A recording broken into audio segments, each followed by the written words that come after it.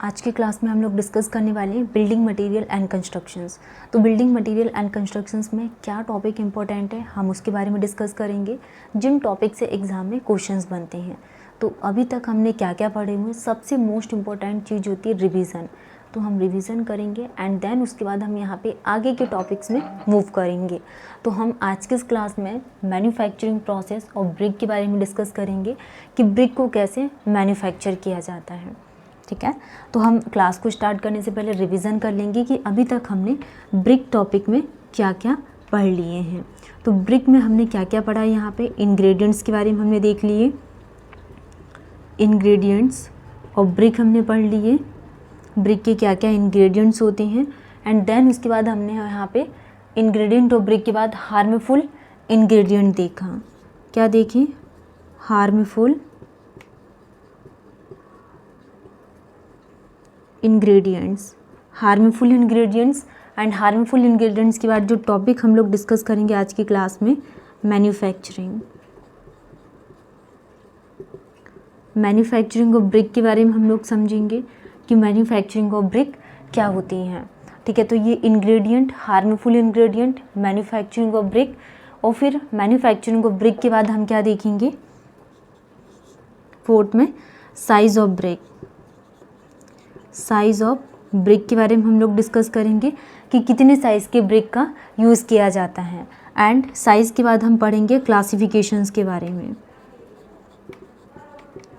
Classification of brick. Classification of brick के लिए अगर हम बात करें तो ब्रिक के क्लासिफिकेशन कितने टाइप से होते हैं, 4 टाइप को क्लासिफाइड किया गया है। मतलब कि class A, class B, class C, class fourth. फिर हमने क्या देखा था, on the basis of grade. तो on the basis of grade में हमने क्या समझा यहाँ पे कि जो क्लास CLASE क्लास ए की जो ब्रिक होती, इसके लिए हम मिनिमम कंप्रेसिव स्ट्रेंथ कितनी यूज़ करते हैं, 140। और क्लास ए के लिए कितनी यूज़ करते हैं, 105 kg पर सेंटीमीटर स्क्वायर में and should not less than. Class C के लिए क्या यूज़ करते हैं, 70। और क्लास BC 35। तो ये on the basis of grade. फिर हमने देखा था on the basis of compressive strength में average compressive strength in kg पर centimetre square should not less than. ठीक है, तो इंग्रेडिएंट्स हमारा कंप्लीट हो गया, हार्मफुल भी कंप्लीट हो गया, size of brick and classifications. Classifications के बाद हमने क्या देखा, डिफेक्ट्स, डिफेक्ट्स ऑफ ब्रिक। तो ब्रिक के डिफेक्ट्स में हमने क्या क्या पढ़ा यहाँ पे, ओवर 1। तो 12 टाइप्स के डिफेक्ट्स हैं जो ब्रिक में अकर करते हैं। ओवर 1 हो गया, under 1,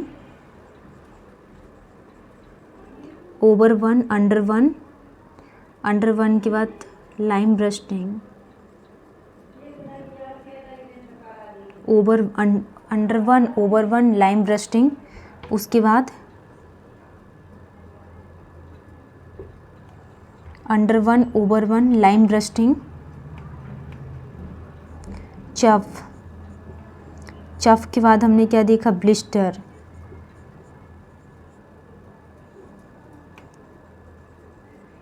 lamination, bloating,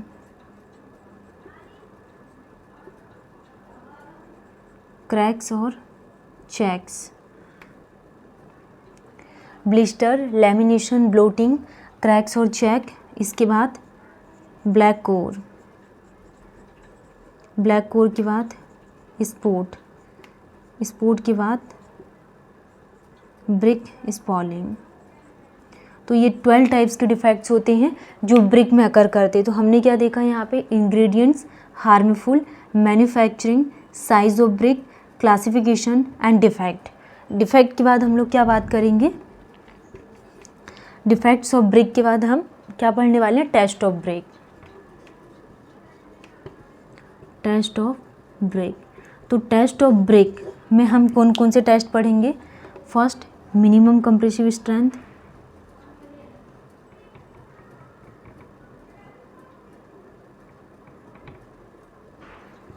minimum compressive strength. Minimum compressive strength के बाद हम क्या पढ़ने वाले हैं, वाटर एब्जॉर्प्शन टेस्ट।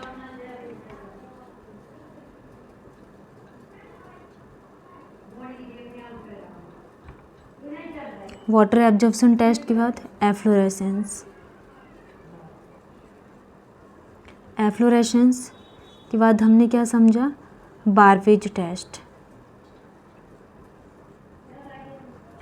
बारपेज के बाद हम क्या पढ़ेंगे, डायमेंशन।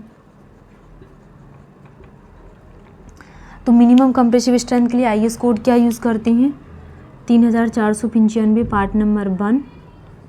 कंप्रेसिव स्ट्रेंथ के लिए 3495 पार्ट नंबर 2 एंड एफ्लोरेसेंस के लिए पार्ट नंबर 3 और बारपेज के लिए पार्ट नंबर 4 और डायमेंशंस के लिए 1077 यूज़ करते हैं। ये टेस्ट ऑफ ब्रेक। तो हमने डिफेक्ट्स, टेस्ट ऑफ ब्रेक, ये हमारा पूरा कंप्लीट हो गया। अब हम पढ़ने वाले हैं मैन्युफैक्चरिंग के बारे में कि ब्रिक की मैन्युफैक्चरिंग कैसे की जाती है, क्या प्रोसेस होती है, और इस प्रोसेस से डायरेक्टली एग्ज़ाम में क्वेश्चंस भी पूछे जाते हैं।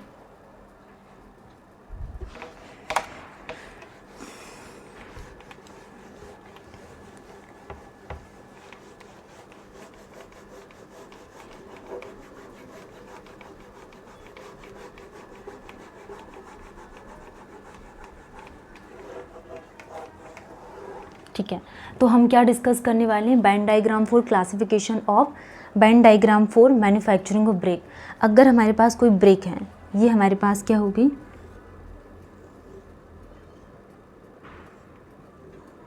इस टाइप से हमने कुछ ब्रेक का यूज़ किया।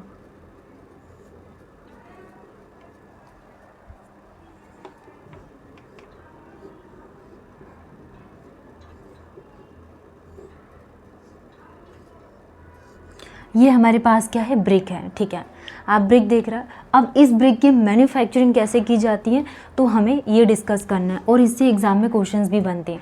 फर्स्ट हम क्या करेंगे, सबसे पहले क्या करेंगे, साइट पर जाएंगे, तो साइट का सिलेक्शन करेंगे। देन उसके बाद प्रिपरेशन ऑफ ब्रिक अर्थ। हमें ब्रिक को प्रिपेयर करना है, तो ब्रिक को प्रिपेयर करने के लिए किन किन स्टेप्स को फॉलो किया जाता है, हम उन स्टेप्स के बारे में डिस्कस करेंगे। तो site selection, preparation of brick earth. अब ब्रिक को प्रिपेयर करना है तो इसके लिए क्या क्या प्रोसेस होती है, अनशॉइलिंग, डिगिंग, वेदरिंग, ब्लेंडिंग, टेम्परिंग। और टेम्परिंग के अंदर ही नीडिंग और पगिंग प्रोसेस की जाती है। तो ये प्रोसेस किस में आ जाएगी, preparation of brick earth. Third हम लोग डिस्कस करने वाले हैं site selection, preparation of brick earth के बाद हम बात करेंगे किसके लिए, मोल्डिंग के लिए। जो ब्रिक को शेप हम देते हैं, ये दो टाइप से, एक तो हैंड मोल्डिंग का यूज़ किया जाता है, सेकंड मशीन मोल्डिंग का यूज़ करते हैं।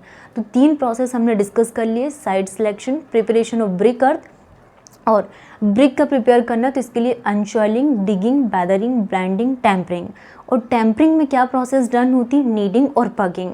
ये क्वेश्चंस बहुत पूछा जाता है कि नीडिंग और प्रोसेस किसके में डन होती है, तो टेम्परिंग के अंदर में। नेक्स्ट हमने मोल्डिंग देखा कि हैंड मोल्डिंग और मशीन मोल्डिंग का यूज़ किया जाता है। मोल्डिंग के बाद हम बात करेंगे किसके लिए, टेम्परिंग के लिए।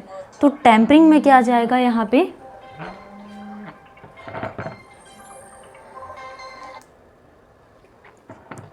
ठीक है। तो टेम्परिंग में हम लोग क्या बात करने वाले हैं, टेम्परिंग क्या होती है, फिर हम बात करेंगे ड्राइंग। ड्राइंग दो टाइप से की जाती है, एक तो नेचुरल ड्राइंग और सेकंड क्या होती है, आर्टिफिशियल ड्राइंग। और ड्राइंग के बाद हम बात करेंगे बर्निंग के लिए। बर्निंग, तो बर्निंग में क्या आ जाएगा यहाँ पे, क्लैम्प के बाद इंटरमीडिएट, सेमी कंटिन्यूस और कंटिन्यूस किल। तो ये चार प्रोसेस होती है किसमें, बर्निंग में। ठीक है, तो ये हमने डिस्कस किया किसमें, मैन्युफैक्चरिंग ऑफ ब्रिक में। ओके, तो ये आज की क्लास में हम यहाँ पे इस मैन्युफैक्चरिंग प्रोसेस को कंप्लीट करेंगे, मैन्युफैक्चरिंग ऑफ ब्रिक।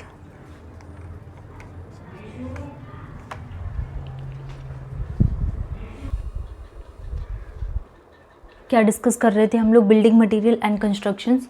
तो बिल्डिंग मटेरियल एंड कंस्ट्रक्शंस में टॉपिक था हमारा क्या, Venn diagram for manufacturing of brick. क्या हमारे पास टॉपिक था, Venn diagram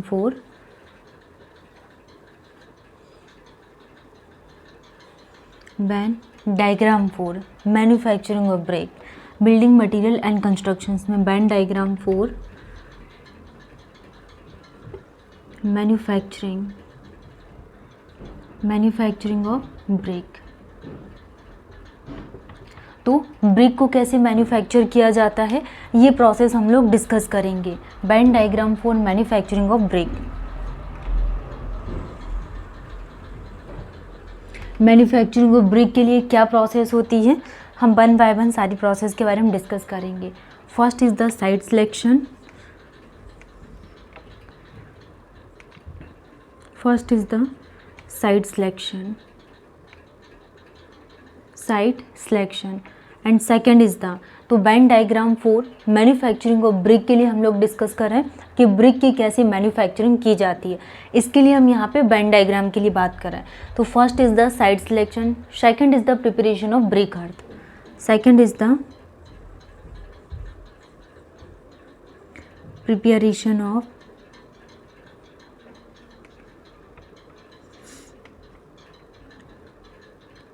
preparation of brick earth. तो हमने क्या देखा यहाँ पे, मैन्युफैक्चरिंग ऑफ ब्रिक के डायग्राम के लिए site selection, second is the preparation of brick earth. तो प्रिपरेशन ऑफ ब्रिक अर्थ में क्या क्या प्रोसेस इंक्लूड होती है, अनसॉइलिंग,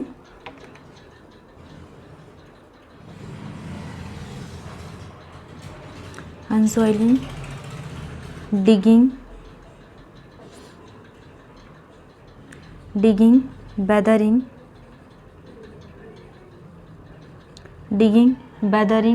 ब्लेंडिंग,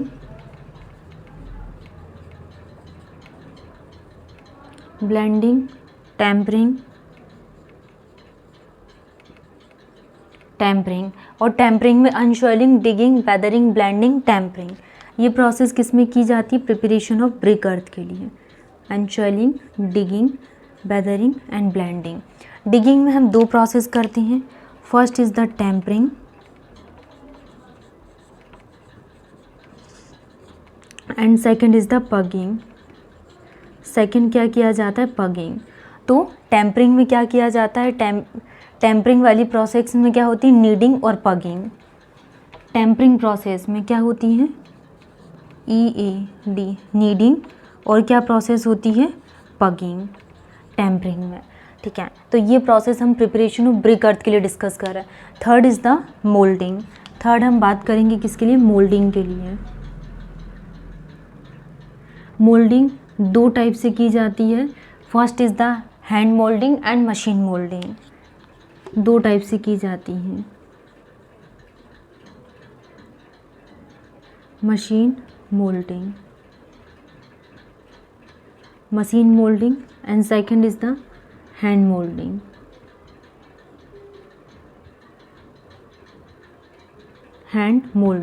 तो मोल्डिंग की प्रोसेस दो होती है, मशीन मोल्डिंग, हैंड मोल्डिंग।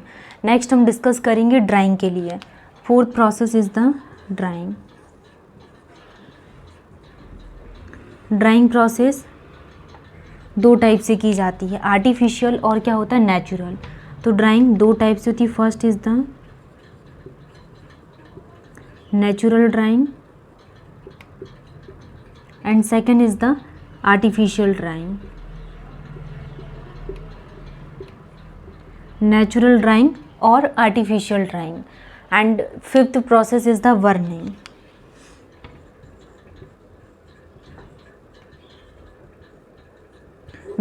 तो वर्निंग में क्या आ जाएगा यहाँ पे, वर्निंग में पाजावाहा और clamp.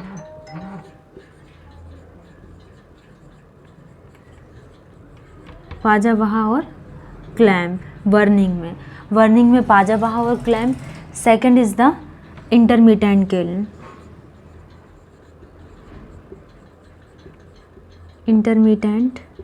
Kiln.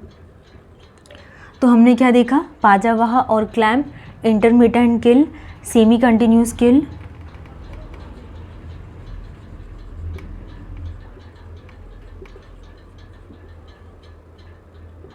Semi continuous kiln first.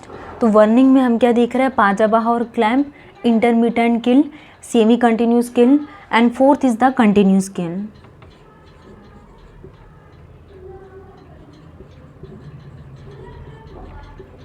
Continuous kiln. तो तो ये प्रोसेस होती किसके लिए, बर्निंग के लिए।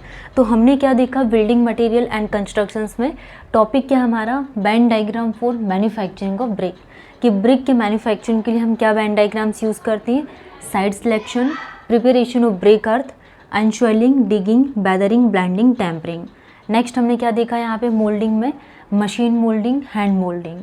और ड्राइंग की प्रोसेस में क्या जाएगा, नेचुरल ड्राइंग, आर्टिफिशियल ड्राइंग, ठीक है। तो बर्निंग की प्रोसेस में क्या जाएगा, पाजा बाहा और clamp. Second is the intermediate kiln, और third is the semi continuous kiln, and fourth is the continuous kiln. तो ये प्रोसेस होती है किसके लिए, मैन्युफैक्चरिंग ऑफ ब्रिक के लिए, ठीक है। तो ये सारी प्रोसेस हमारी कंप्लीट होगी। अब हम यहाँ पे वन बाय वन इसको डिटेल्स में पढ़ेंगे। तो अभी तक हमने मतलब अगर हम बात करें यहाँ पे एसएससी जेईई 2025 और सब इंजीनियर 2025 के लिए अगर हम बात करें तो एसएससी जेईई 2025 और सब इंजीनियर, तो एसएससी जेईई में हमारे पास ओनली क्या, अक्टूबर का मंथ, अक्टूबर होता है 30 का और आज है अक्टूबर होता है 31 का। आज से हमारे पास ओनली 27 डेज़ बचे हुए, जिसमें हमें टेक्निकल नॉन टेक दोनों सब्जेक्ट को कवर करना। एंड सब इंजीनियर के लिए बात करें तो ओनली 88 डेज़ रिमेनिंग फॉर सब इंजीनियर के लिए, ठीक है। तो ये सारी प्रोसेस हमारी कंप्लीट हो गई है, जिसमें हमने क्या देखा, अगर ब्रिक की मैन्युफैक्चरिंग करना है तो site selection, preparation of brick earth, और प्रिपरेशन ऑफ ब्रिक अर्थ में unsoiling, digging, weathering, blending, tempering, और टेम्परिंग परफॉर्म की जाती है नीडिंग और पगिंग के थ्रू। नेक्स्ट हमने क्या देखा, ड्राइंग, ड्राइंग होता है natural drying, artificial drying. And burning के प्रोसेस में पाजा बहा और क्लैम्प, इंटरमीडिएट और किल, एंड सेमी कंटिन्यूस किल और कंटिन्यूस किल। नेक्स्ट मोल्डिंग के लिए अगर हम बात करें तो मशीन मोल्डिंग और हैंड मोल्डिंग। तो ये सारी प्रोसेस है जो हम पढ़ते हैं when diagram for manufacturing of brick के लिए।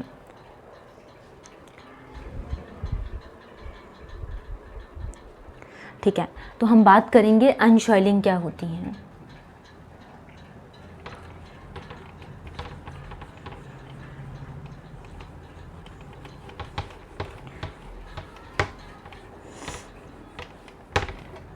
अनशॉइलिंग,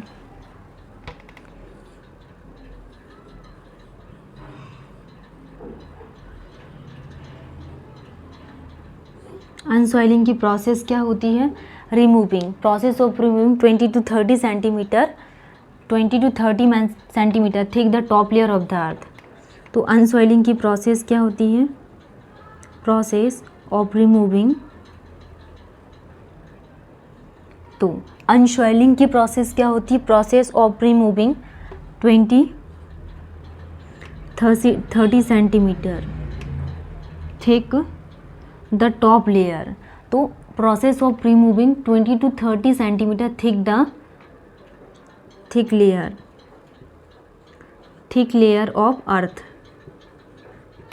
thick layer of the earth, earth की 20 से 30 सेंटीमीटर की प्रोसेस को रिमूव करना। Process of removing 20 to 30 centimetre thick layer of the earth which contains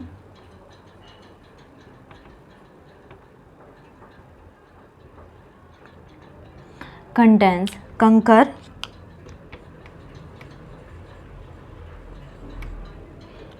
क्या क्या कंटेंस रहता है, kankar, roots and organic substance, roots and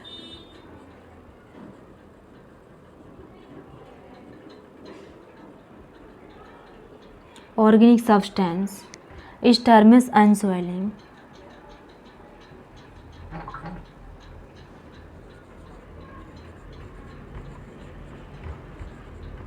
अनसॉइलिंग, तो ये प्रोसेस क्या कहलाती है अनसॉइलिंग की, कि the process of removing 20 to 30 centimetre thick the layer of earth which contains kankar, roots, organic substance इस टर्म एज अनसॉइलिंग। नेक्स्ट हम बात करेंगे डिगिंग की।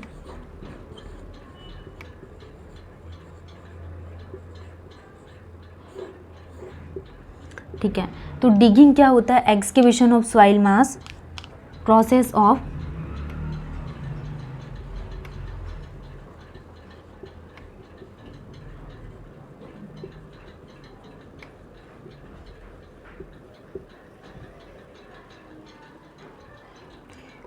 excavation of soil mass after unsoiling